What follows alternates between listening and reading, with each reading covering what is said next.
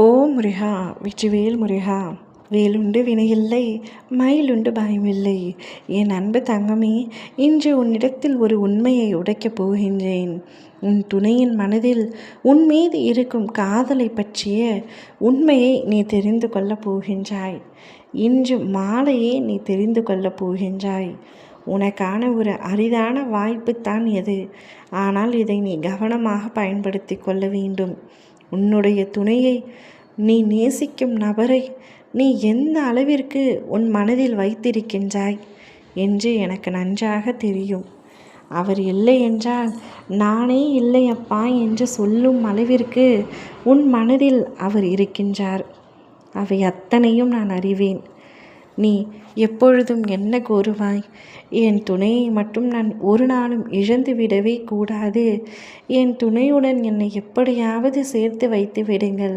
அவர் இல்லாத இவ்வாழ்க்கையை என்னால் நினைத்து கூட பார்க்க முடியாது. ஏனென்றால் எனக்கு அவரை அவ்வளவு பிடிக்கும். எவ்வளவு பிடிக்கும் என்பதை வார்த்தைகளால் விவரிக்க முடியாது. என்னுடைய குடும்பத்தை தாண்டி, நட்புகளை தாண்டி, உறவுகள் அத்தனையும் தாண்டி எனக்கென்று படைக்கப்பட்ட ஒரு உயிராகவும் உறவாகவும் அவரை மட்டுமே நான் நினைக்கின்றேன்.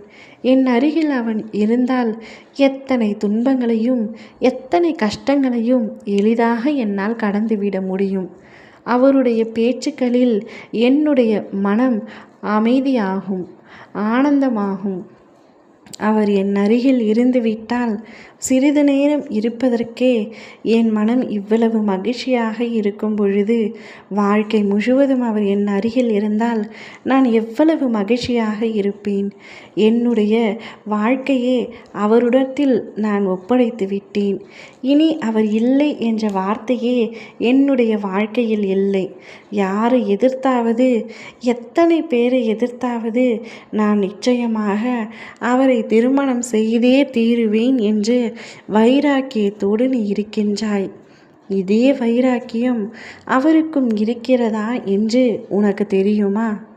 உனக்கு அவர் மீது அதிக அளவிற்கு அன்பும் நம்பிக்கையும் இருக்கின்றது.